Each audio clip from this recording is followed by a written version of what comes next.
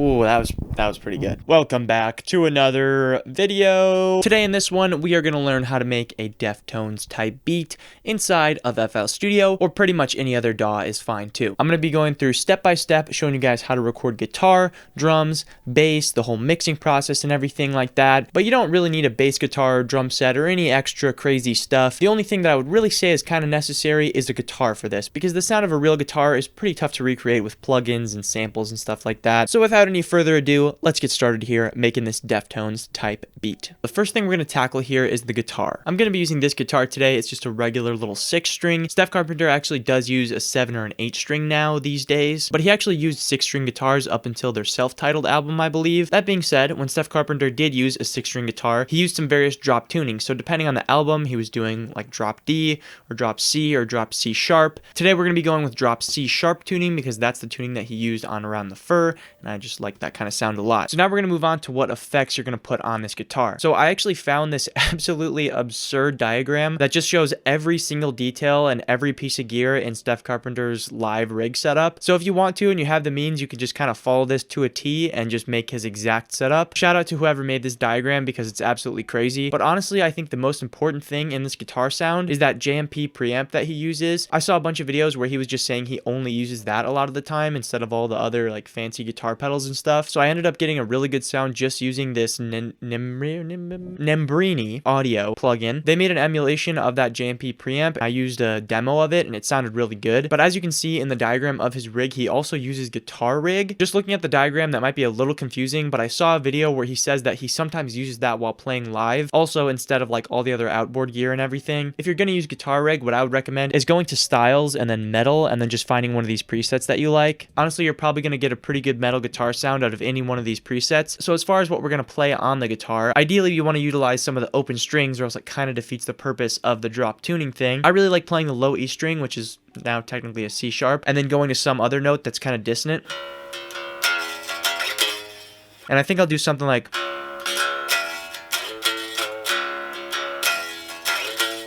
Playing around with these drop tunings is really fun because there's a lot of different things you can come up with. There's so many different metal riffs that you can come up with. Just try to make one that sounds Deftones-y. But that's not all. We also need to have some sort of chord thing going on. What I think I'm going to do is just like a little power chord type deal. Just maybe 2 chords going back and forth, something like this.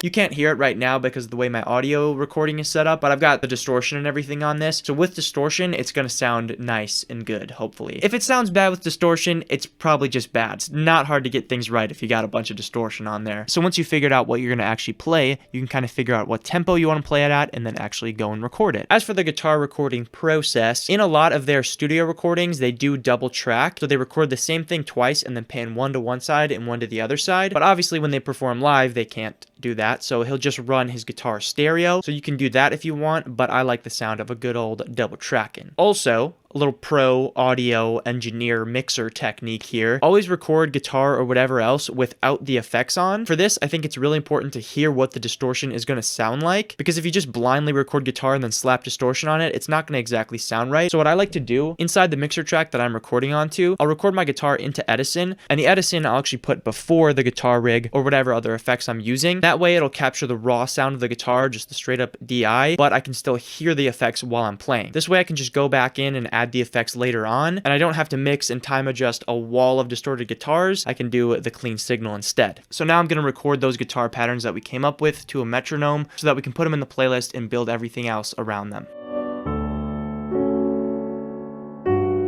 So I recorded 2 takes of all the guitars so that I could double track them. I think that's pretty much all we're going to do for guitar right now, and we're actually going to move on to my favorite part of the video. You can't really see that. The drums. By the way, even though I am recording my own drums, I will show you how to get the same or similar drum sound using samples as well, but I'll show you that after I show you all this stuff here. The drums. This was easily the hardest part of this video to actually get right, and I wanted this drum sound to be as accurate, like as close to perfect as I could get it. So first of all, let's start down here. the kick drum. The kick drum here has a resonant head with the porthole on the front that I actually cut myself. It doesn't look very good, but it looks alright if you're not too close to it. He also puts a little bit of muffling in the kit, just like a simple little pillow or something like that, nothing too crazy. And the one thing that I think is the most important is the snare sound. There's just such a signature, identifiable Abe Cunningham snare sound. Just that super punchy, powerful, highly tuned metal snare sound that just really cuts through the mix of the distorted guitars and the bass and everything like that. So I started off with a pretty good basis because this snare drum, as you can see, is a metal snare drum. The metal snare drum is really going to add a lot to the sound. And then what I did is I just absolutely cranked both of the heads. The bottom head actually matters a lot more than the top head, for those of you who don't know that about drum tuning. But yeah, literally just crank this as high as you possibly can.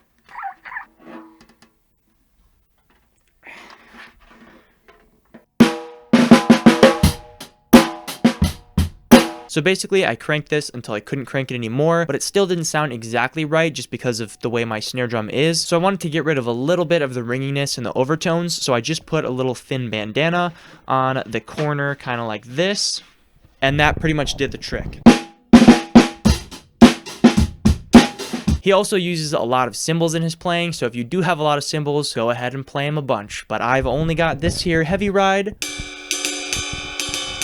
which doesn't really fit the genre, so I'm just going to add some crash samples after I record everything. And as for the actual microphone setup that we're going to be recording these drums with, as you can see in this picture right here, Abe Cunningham uses 2 kick microphones, one that's just inside the porthole of the bass drum right here, and then another one that is inside resting on the muting inside of the drum. And then we also have a snare top and bottom microphone. We have 2 tom mics, one for each of the toms, and then I'm also using a room mic, which is over there behind you, and that is arguably the most important part of the sound of the drums. Now trust me, if I had enough microphone inputs, I would also do a left and right stereo overhead thing, but I don't have enough inputs for that, so we're just going to have to make do with this. So now for the other piece of this drumming puzzle, what we're actually going to play on the drums. So Abe Cunningham is a pretty lively drummer. He doesn't use a double kick drum pedal or anything like that, so he doesn't have your typical metal drum sound, but the main thing for me, kind of a basic pattern that I'm going to go with, is just like a psh, psh, psh on the open hat, and then just like a kind of thing. It should sound a little something like this.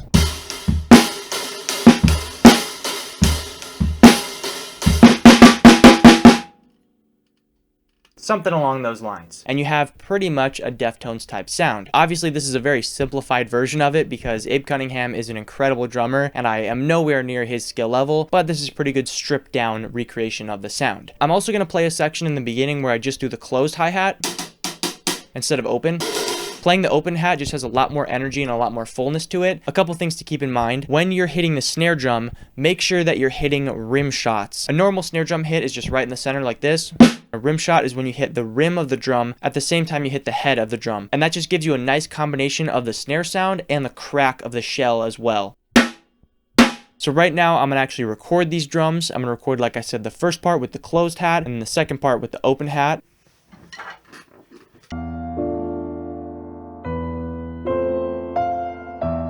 So now we have our drums recorded, but like I said, I'm going to show you guys how to program your own drums like this using samples. I know a lot of you guys asked me about where you can get some good high quality rock drum samples. So I actually did make a drum kit specifically for this video. I sat down at the drums and recorded a bunch of samples with the kit tuned exactly how it is now. And I put together a little mini drum kit that's perfect for any sort of heavy rock type stuff. It's just a mini kit, so there's 32 sounds in there and it's only $9.99. Great way to support me and my channel, and also you get some cool drum sounds. So there's a link in the description to my heavy rock drums mini kit if you want to go cop it for yourself. All we're going to do is grab a couple sounds from there, just do an open hat, kick, and snare for now. These snare samples just turned out so crisp and punchy.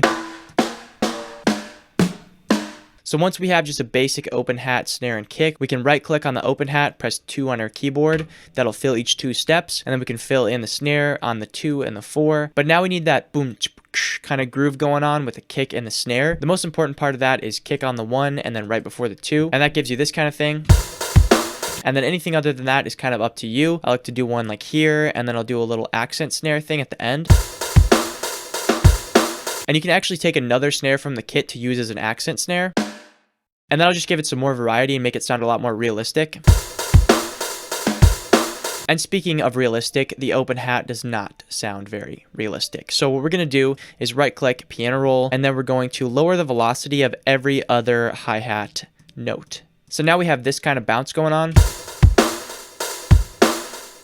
which is how you actually play it when you're playing a real open hat. You hit it louder and then softer the second time. And this already sounds 10 times better, but if we want to take this a little bit further, we can go to Control and then Note Release and then bring every other one down as well. Also hit Alt plus R and that'll randomize the velocities of the notes. I'd recommend doing that with your snare and kick as well. And then finally, you want to just go in, hold down Alt and then click and drag these notes over a little bit. Just give them a little bit of human error. Don't make them right on the line. So I think this sounds pretty good as it is. Let's compare this with the drums that I recorded.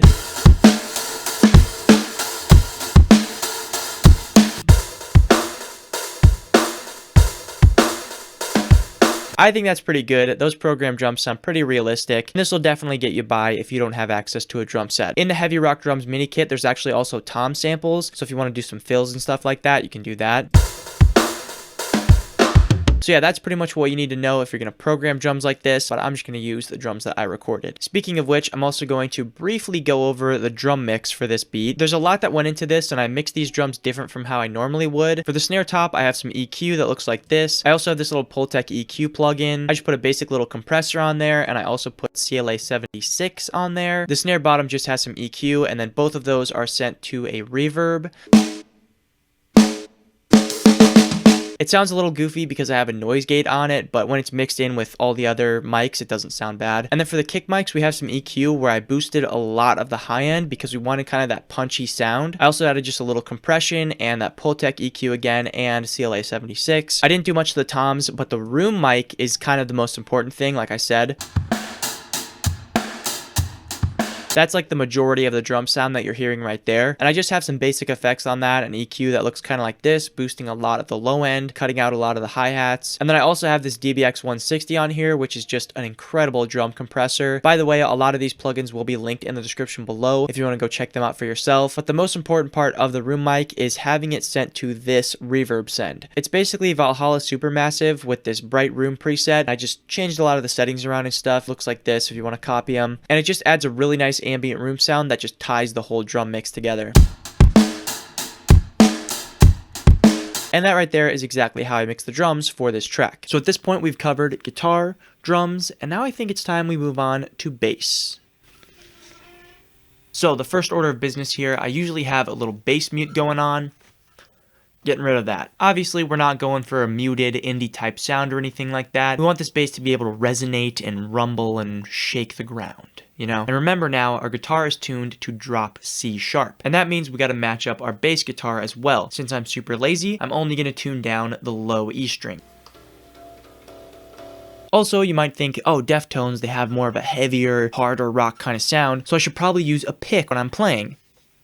No. Chi Chang, rest in peace, he always used his fingers when he played, so that's what we're going to do today. And I'm also just going to play the same riff that I played on the guitar, on the bass here, just that little... And then obviously once the chords come in, we're just going to play the root note.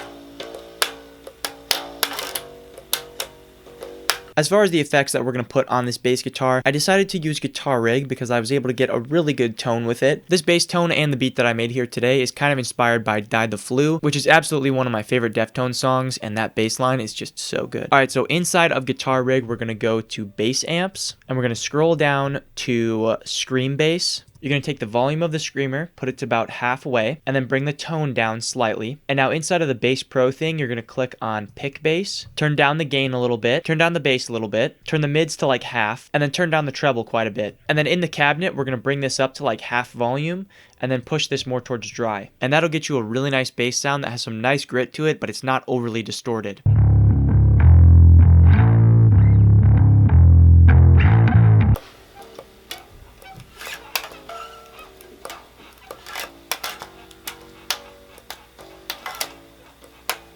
So now that we've officially recorded our guitar, drums, and bass, there's not a whole lot left for us to do. If you are a singer, this is the part where you might want to throw down some moaning or some lyrics about, you know, something overly sexual or overly angry, perhaps. Maybe a mixture of the both. I'm personally not a singer, so we're just going to leave this vocal list for now. But before we wrap this video up here today, I will talk a little bit about the mixing and the overall layout of the track. Let's talk a little bit about the layout of this track. As you can see, we got a lot going on right here. Or at least it looks like that. Like I said, because I don't really have cymbals, I had to program my own.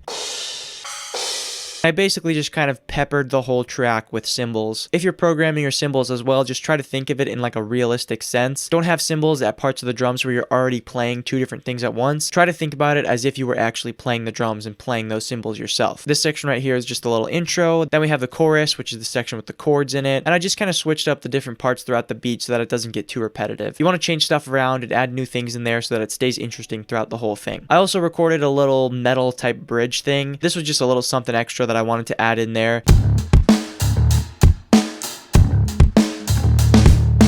It really lets those drums kind of stand out a little bit, and I like that quite a lot. And then for the beginning here, I wasn't really sure how I wanted to start off this track because I didn't want to record a whole new guitar and bass thing for an intro. So I ended up doing this little transition where you add a ton of reverb onto your master track and then just record the first couple seconds of the song with that reverb and then reverse it back. And you get this really cool swelling sound effect that just makes a really nice intro.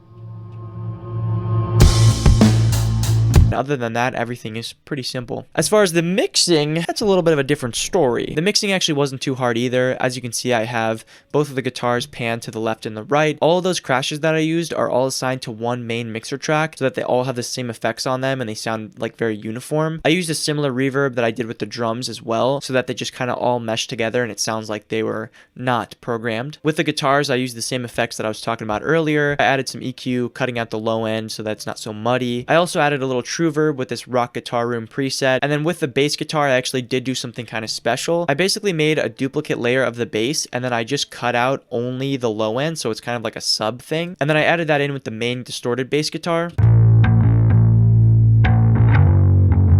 It just gives it some extra fullness and some extra rumble in there. But yeah, other than that, nothing too crazy. On the master track, I cut out some resonating frequencies that were kind of bothering me. Then I put Kramer tape on there. Kramer tape is one of my favorite plugins. Link in the description also to that. And then of course, I put a little ozone on there just to bring up the volume, just kind of bring everything together and put the little cherry on top for this track. So I think that is pretty much going to do it for me in this video here today. I hope you guys enjoyed this one, learning how to make a little Deftones type beat with me here today. Hopefully you're able to get at least some small little tidbit of information from this video. I don't say this often, but if you'd like to, make sure you subscribe because me and my good friend Zol are actually trying to reach 100,000 combined subscribers by New Year's, and if we don't, we're going to shave our heads. No one wants to see this, so make sure you subscribe. Anyways, thank you all for watching, and I will see you all next time.